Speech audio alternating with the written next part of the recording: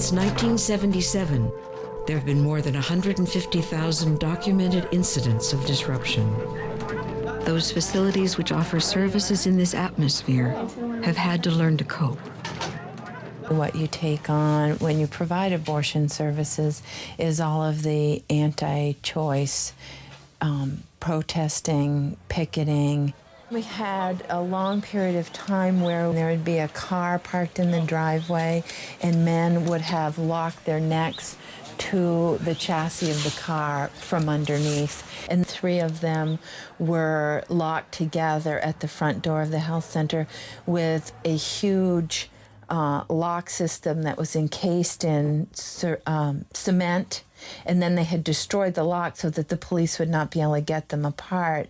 And this was one of the most creative responses, I think, on the Burlington Police Department's part. They came and picked the 3 individuals who were locked together up, walked them across the street, and left them on the front lawn of the Catholic diocese, who had been allowing them to park there and supporting their activity. And we found them at 8 o'clock in the morning. They couldn't get themselves apart until midnight that night. You will be arrested for unlawful trespass. We weathered the period of blockades and invasions.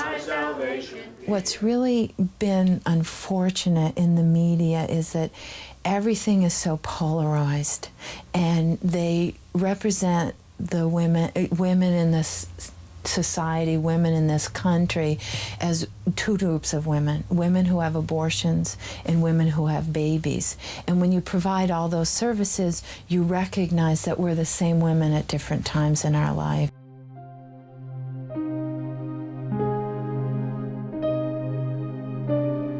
I came to work with my husband every day, and when the picketers started coming, they would be lined up on the street, and that feeling of dread as we drove towards work would always be there. The recent wave of terrorism has left abortion providers across the nation facing the difficult decision of whether or not to continue. This doctor lives with his wife and their child in a small New England village. Their life, however, has been far from quiet. Like so many other providers throughout the country, this physician has been the target of picketers for years. We went away over Christmas and came back to find a letter in my mailbox that said, "You better check your baby-killing facility, and then any questions." And underneath it showed a picture of a .357 Magnum pointing directly out of the page. You're working under enormous pressure of people outside harassing women you're trying to help. Women that are there because they need or want to be there. That feeling of dread just carried over when we'd come home. Will there be a phone call? Will there be another piece of hate mail? Approximately 9 months before I closed my practice, there was a bullet fired into the waiting room of my office. It became apparent to me that we were in real danger. They know where we live. We could move. They could find us again. What kind of harm is out there for my child? What's next?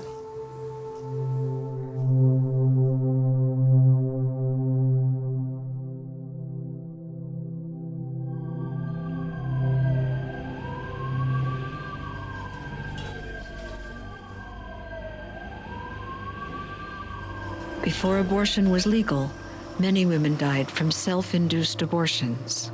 Now, once again, hospital emergency rooms report treating women who resort to unsafe methods. Chris was a sociology major in her senior year at a state university when she discovered she was pregnant. Like many young women her age, she was not ready to have a child.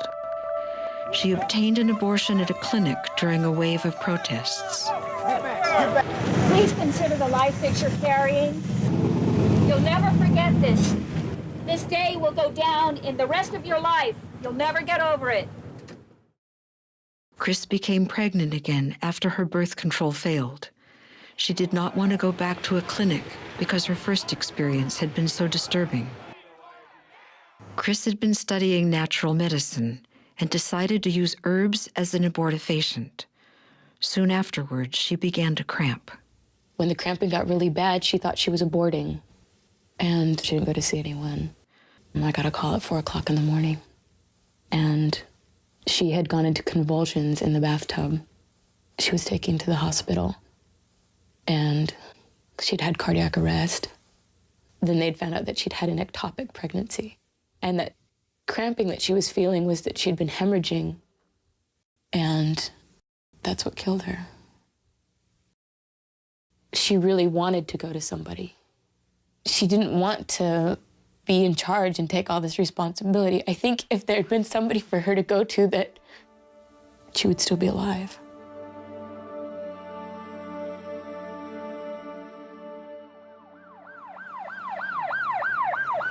A man burst into a Planned Parenthood abortion clinic and opened fire with... A Canadian gynecologist who performs abortions was shot in his home this morning. Tiller, one of the few doctors to perform late-term abortions, was shot in both arms last night as he got into his car outside of his... Violence at an abortion clinic in Florida. He just went up, chased the doctor there, and just shot him point blank. Dr. David Gunn was shot and killed outside a Pensacola clinic on his way to work. I've worked with most of the doctors who've been killed. I knew them personally.